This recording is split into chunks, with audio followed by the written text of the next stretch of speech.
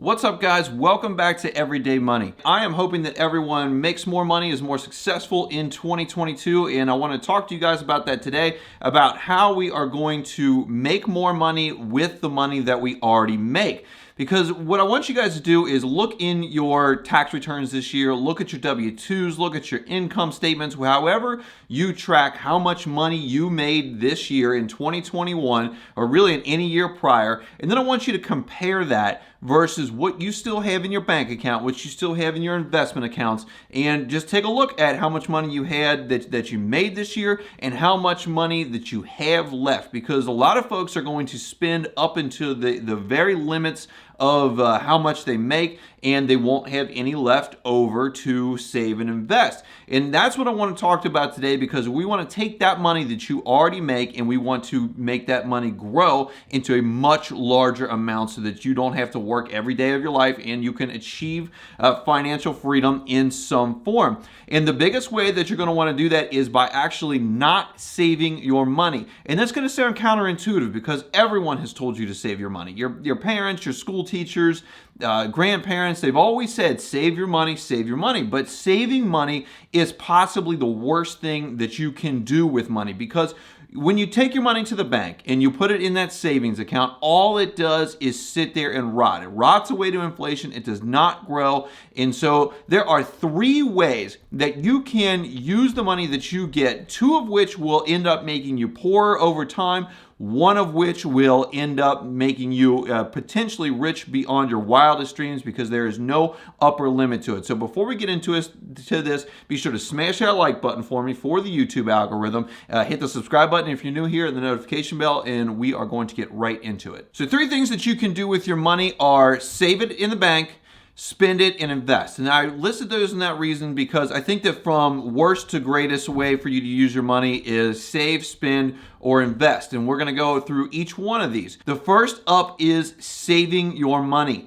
Again, everyone has told you to do this from the start. And so you take your money, you get it, you put it in a savings account, and you feel like it's safe because it has that nice solid FDIC insurance on there. It feels warm and fuzzy. Your money's not going to go down in value. It's super safe. But the thing is that every day, every second of every day, every year, it is losing money to inflation. Now, inflation typically runs between about 3 and 4%, but as of late, with all the money that the federal government has printed and supply chain issues and all sorts of things related to the pandemic, inflation has been running at all-time highs. We are seeing inflation numbers that we haven't seen since the 70s, 80s, and early 90s, and the official rate of inflation right now is about 6.8%, but if anyone has been to the store, anyone has purchased gasoline, looked at purchasing a home, you can tell that the rate of inflation actually is much higher than the official rate of inflation. And so when you take that money and you put it in the bank and you feel like it's safe, it is losing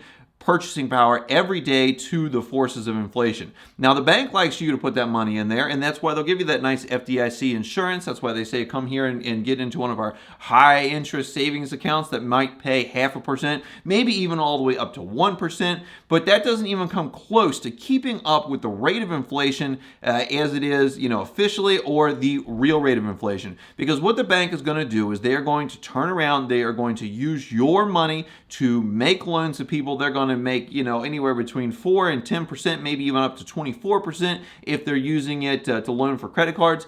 And you are only going to get that maybe 0.5, maybe 1% in a high interest checking account or savings account that they're going to give you. So the worst thing that you can do, unless you are saving for something specific and you need a specific dollar amount at a specific time in the future and you need it to be that dollar amount, that is the time to use savings. Otherwise, you are just letting your money rot and go, it just evaporates essentially into thin air.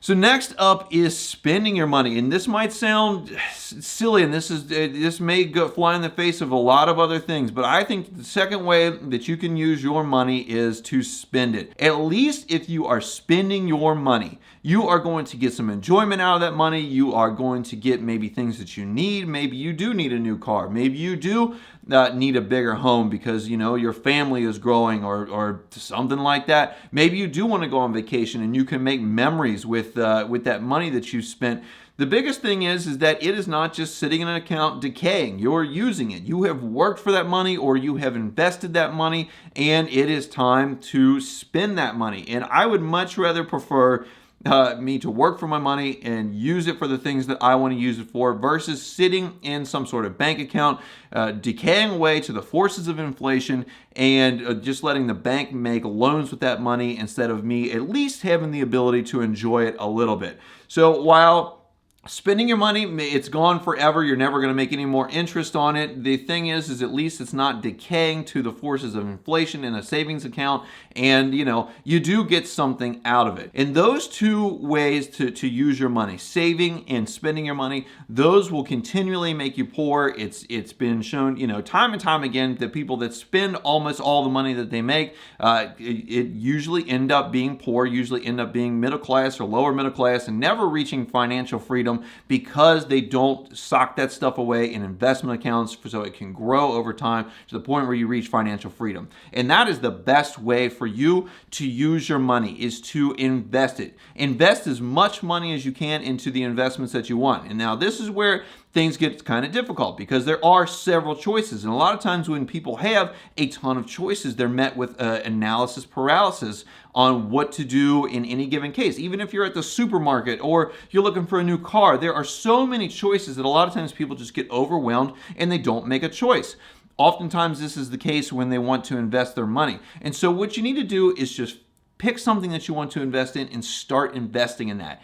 And if it doesn't end up being exactly the investment that you want, if it doesn't end up being as much return as you want, you can look at other investments to get into. Now, the biggest recommendation I have for any investor out there is a U.S. total market fund like VTSAX, VTI, FSKAX, or FCROX. These are all low-cost total U.S. market index funds that will consistently return a 10% return, if not more. We've been looking at 15 to 20% returns over the last 10 or 15 years, and it is just a solid no-brainer investment to put your money in. But if you don't like the stock market, if you want higher returns in the stock market, you can look at investing in things like real estate. You can invest in either your business or someone else's business. You can invest in cryptocurrencies.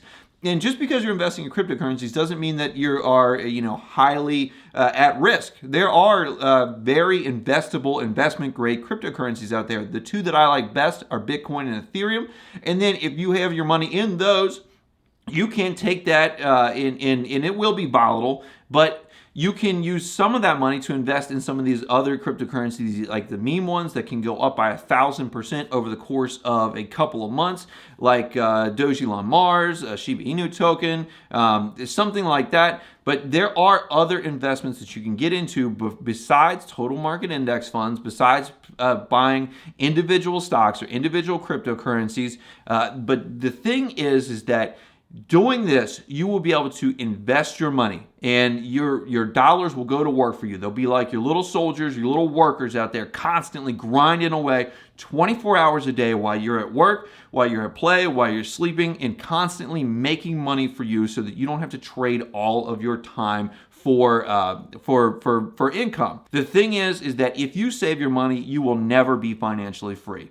For the most part out there, other than maybe the 1% that make millions of dollars a year and can literally just sit on that money, and that's if they live well below their means, and even those folks are going to need to invest in order to continue to be wealthy and continue to be financially free. But savings will never, ever bring the vast majority of you all out there financial freedom. You are going to need to invest your money. And so that is what I want most people out there that are watching this channel, that are seeing this for the first time. I want you guys to invest more of your money in 2022 than you did in 2021, so that when you go and look at the end of 2022, you look at your tax returns, you look at your income statements, you look at your W-2s, you can see that you've actually retained a greater percentage of your the money that you made, and it is now working for you, so that hopefully at some point you can be getting returns off of these investments that are as large or larger than your W-2, than your income statements, and that is when you will be officially financially free